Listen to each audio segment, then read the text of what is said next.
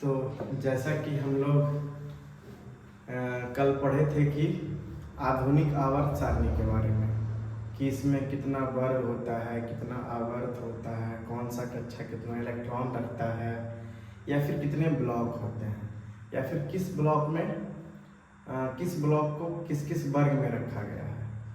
ठीक है, कल एक चीज पढ़े थे कि आधुनिक आवर्त सारणी का आधार है परमाणु संख्या। आधुनिक आवर्त सारणी का आधार है परमाणु संख्या। तो चलिए आइए, संख्या कहाँ से स्टार्ट होता है? प्राकृतिक संख्या एक से होता है। तो आइए हम लोग एक से स्टार्ट करते हैं। जैसे कि एक में होता है हाइड्रोजन। ठीक है, एक में क्या होता है? हाइड्रोजन। परमाणु संख्या इस तरफ लिखते हैं। एक में क्या होता है? हाइड्रोजन। ठीक है, दो में क्या होता है? हीलियम। दो में क्या होता है? हीलियम। तीन में होता है लिथियम। तीन में होता है लिथियम।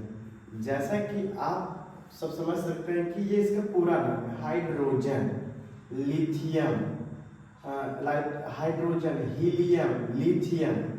तो इसका संकेत बोलेगा कि हीलियम का संकेत क्या है, तो होगा He।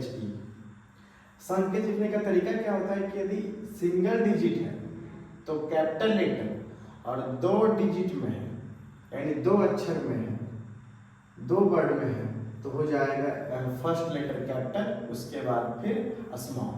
ठीक है, जैसे चार में आता है बेरेलियम।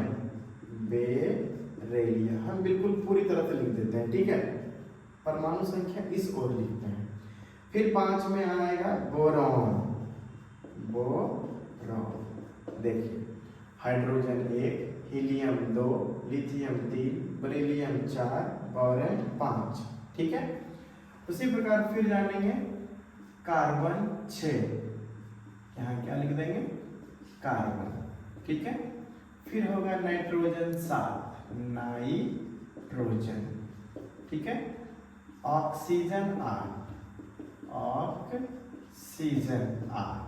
फिर आएगा फ्लोरीन 9, फ्लोरीन 9, फ्लोरीन कितना हो जाएगा? 9। फिर नियॉन 10, नियॉन 10। ठीक है, फिर सोडियम 11। अब देखिए, सोडियम है तो यह लिखा है Na। सोडियम का लैटिन नाम होता है नाइट्रियम, इसीलिए Na से लिखा गया है। ठीक है, लैटिन नाम से। ठीक है, 12 में आता है मैग्नीशियम, Mg। 12 में क्या आता है? मैग्नीशियम। ठीक है, फिर 13 में आता है एल्यूमिनियम, एल्यूमिनियम। ठीक है, फिर 14 में आता है सिलिकॉन, सिलिकॉन। फिर 15 में आता है फास्फोरस, फास्फोरस। ठीक है, 16 में आता है सल्फर, सल्फर। 17 में आता है क्लोरीन, क्लोरीन। 18 में आता है आर्गन, और 19 में आता है पोटेशियम। 19 में आता है पोटेशियम, पोटेशियम। पोटेशियम का नाम होता है कैलियम, इसीलिए के से होता है। ठीक है, पोटेशियम का नाम क्या होता है? कैलियम, इसलिए के से है। अगला है कैल्शियम, 20 नंबर लिख दीजिए, कैल्शियम, Ca से कैल्शियम। तो आपको बताया गया था कि आधुनिक आवर्त सारणी परमाणु संख्या पे है, यानी इस सब का ये परमाणु संख्या। जैसे बोलेगा हाइड्रोजन का परमाणु संख्या तो 1, हीलियम का 2, लिथियम का 3, बेरिलियम का 4, बोरॉन का 5, कार्बन का 6, नाइट्रोजन का 7, ऑक्सीजन का 8, फ्लोरीन का 9, नियॉन का 10, सोडियम का 11, मैग्नीशियम का 12, एल्युमिनियम का 13, सिलिकॉन का 14, फास्फोरस का 15, सल्फर का 16, क्लोरीन का 17, आर्गन का 18, पोटेशियम का 19 और कैल्शियम का 20। ये है परमाणु संख्या। ये है आधुनिक आवर्त सारणी का आधार, जिसको कौन बनाया थे? मोजले। ठीक है, तो अब देखिए इसमें क्या है कि इसमें जितना परमाणु संख्या है, जैसे कि हाइड्रोजन संकेत अलग होता है। ठीक है, जैसे फ्लोरीन का संकेत तो F, नियॉन का संकेत तो Ne, सोडियम का संकेत तो Na, सल्फर का तो S, क्लोरीन का तो Cl। हम फिलहाल 20 तक के बताते हैं। ठीक है, ताकि आप लोगों को जो 9th वाले हैं, जो 10th वाले हैं, दोनों अपना आराम से देख सकते हैं, लिख सकते हैं, याद कर सकते हैं। ठीक है, इसमें एक ये होता है कि Z बराबर P बराबर E। Z का मतलब होता है परमाणु संख्या, P से होता है प्रोटॉन की संख्या, प्रोटॉन की संख्या, E से होता है इलेक्ट्रॉन की संख्या। ठीक है, परमाणु मुख्यतः 3 चीज से बनके बनता है, इलेक्ट्रॉन से, प्रोटॉन से, न्यूट्रॉन से। मेन होता है 3 ऐसा तो बहुत है, 31 है। इलेक्ट्रॉन है, प्रोटॉन है, न्यूट्रॉन है, पॉजिट्रॉन है, एंटी पॉजिट्रॉन है, ऐसे करके बहुत सारा है। तो इसमें देखिए एक होता हम लोग पढ़ते हैं Z बराबर P बराबर E, यानी जितना परमाणु संख्या उतने प्रोटॉन की संख्या उतने इलेक्ट्रॉन की संख्या। जैसे कि देखिए इलेक्ट्रॉन की संख्या कहने का मतलब हुआ कि यदि हम ऑक्सीजन को लेते हैं तो ऑक्सीजन का परमाणु संख्या कितना है? 8। इसमें परमाणु संख्या है 8, तो इसमें प्रोटॉन की संख्या भी होगा 8 और इलेक्ट्रॉन की संख्या भी होगा 8। ठीक है, जितने परमाणु संख्या उतने प्रोटॉन उतने इलेक्ट्रॉन। ठीक है, अब फिर आगे पढ़िएगा कि परमाणु विद्युत उदासीन होता है क्यों? परमाणु विद्युत उदासीन होता है क्यों? तो उसमें आप जवाब दीजिएगा कि प्रोटॉन देखिए होता है प्लस, इलेक्ट्रॉन पर कितना होता है? Minus charge. तो जितने प्लस होता है उतने क्या होता है? माइनस होता है, तब जाकर के क्या बन जाता है? उदासीन। आएगा परीक्षा में कि परमाणु विद्युत उदासीन होता है क्यों, तो आप लोग बोलिएगा कि परमाणु उदासीन इसलिए होता है क्योंकि इसमें जितने प्रोटॉन की संख्या होती है उतने ही इलेक्ट्रॉन की संख्या होती है। ठीक है, तो ये चीज आपको समझ में आ गया होगा कि जैसे कि हम बात करें फास्फोरस का, तो फास्फोरस का परमाणु संख्या कितना है? 15। तो इसमें प्रोटॉन की संख्या भी कितना होगा? 15, और इसमें इलेक्ट्रॉन की संख्या भी क्या होगा? 15। यानी जितना ही परमाणु संख्या होता है उतना ही प्रोटॉन संख्या होता है और उतना ही इलेक्ट्रॉन संख्या होता है। अब बात रहा एक और, इसमें न्यूट्रॉन संख्या निकालने का। तो न्यूट्रॉन संख्या के लिए सबसे पहले हमको सभी का परमाणु भार जानना होगा। जैसे कि आपको बताते हैं अभी कि बात के बारे सोडियम का, तो सोडियम को ऐसे लिख सकते हैं, सोडियम 11 और 23, इस प्रकार भी लिखाता है, और सोडियम 11 और 23 इस प्रकार भी लिखाता है। यानी जो इधर लिखा होता है वो परमाणु संख्या होता है, जो ऊपर लिखा होता है वो परमाणु भार होता है। इधर लिखा हुआ है तो परमाणु संख्या और इधर लिखा हुआ है तो परमाणु भार। तो आप बताइए कि सोडियम में कितना इलेक्ट्रॉन है या कितना प्रोटॉन है? अभी हम बताए हैं Z बराबर P बराबर E, Z बराबर P बराबर E, जितना परमाणु संख्या उतने प्रोटॉन की संख्या और उतने इलेक्ट्रॉन की संख्या है। ठीक है, लेकिन एक परीक्षा में पूछेगा आप लोगों को न्यूट्रॉन की संख्या निकालने के लिए। किसका निकालने के लिए? तो न्यूट्रॉन का बड़ा सिंपल है कि ऊपर माइनस नीचे, बोले तो परमाणु भार माइनस परमाणु संख्या, बोले तो परमाणु भार माइनस प्रोटॉन की संख्या, बोले तो परमाणु भार माइनस इलेक्ट्रॉन की संख्या। ऊपर माइनस नीचे, तो 23 माइनस 11 बराबर कितना हो गया? 12। तो बताइए हम सभी का परमाणु संख्या निकाल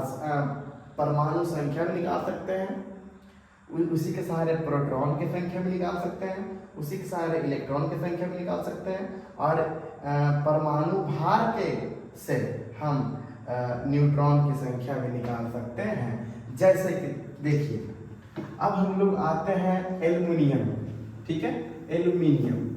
एल्युमिनियम को हम लिख सकते हैं एल्युमिनियम 13 और कितना 27, या तो एल्युमिनियम 13 और कितना 27। इसका परमाणु संख्या हो गया 13, इसका परमाणु भार हो गया 27।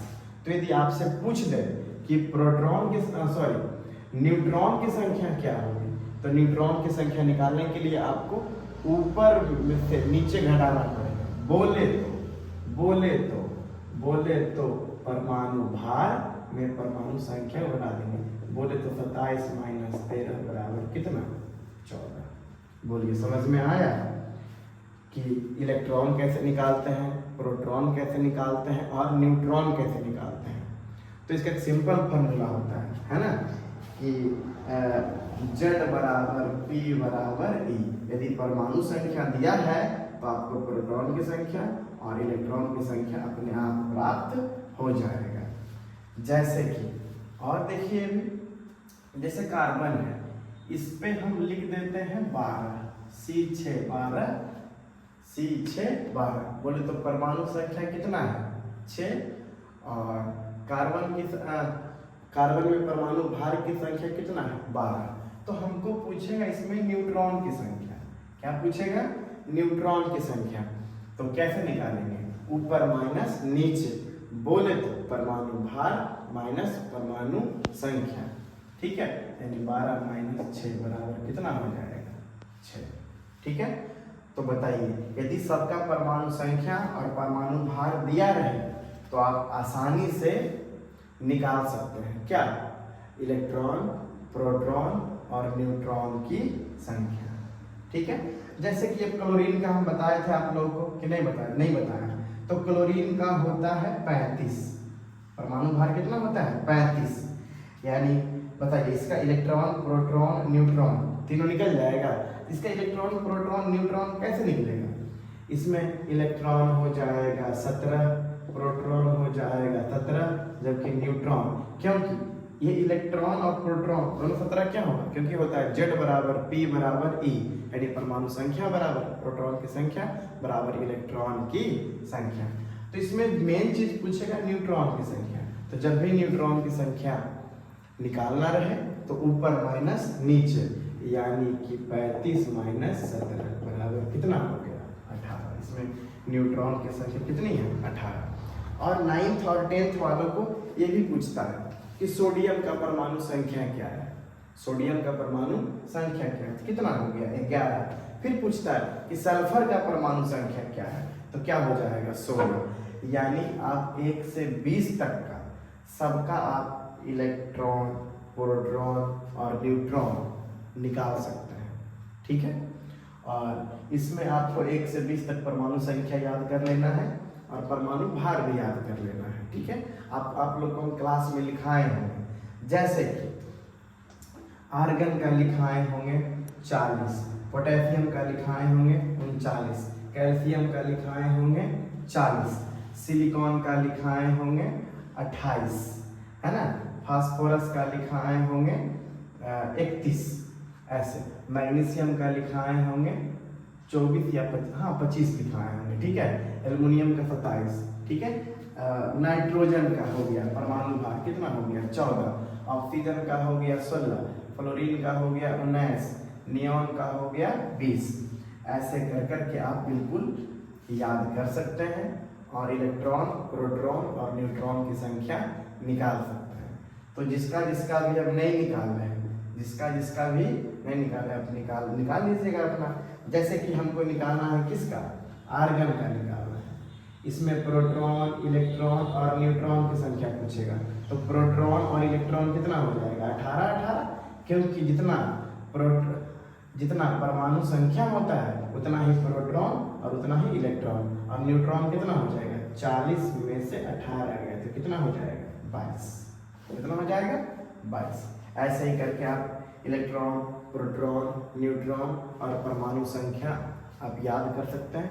कम से कम आप क्या कर सकते हैं, इलेक्ट्रॉन, प्रोटॉन, न्यूट्रॉन और परमाणु संख्या याद कर ही सकते हैं। और इसमें 1 से 20 तक बिल्कुल एकदम कंठस्थ होना चाहिए परमाणु संख्या कि एक में कौन है तो हाइड्रोजन, दो में कौन है तो हीलियम, तीन में कौन है तो लिथियम, चार में कौन है बेरिलियम, ठीक है, पांच में कौन है तो बोरॉन, छह में कौन है कार्बन। ऐसे ऐसे करके पूछता है, परीक्षा में पूछेगा कि सल्फर की परमाणु संख्या कितना है तो 16 आएगा, कि बोरॉन का संकेत क्या है तो क्या होगा बी, फिर आएगा हीलियम का संकेत क्या है तो क्या आएगा एच।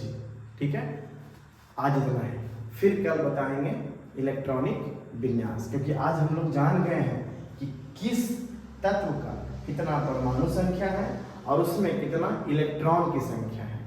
ठीक है, इसके बिना संभव नहीं होता। तो चलिए फिर अब मिलते हैं अगला वीडियो में। ठीक है।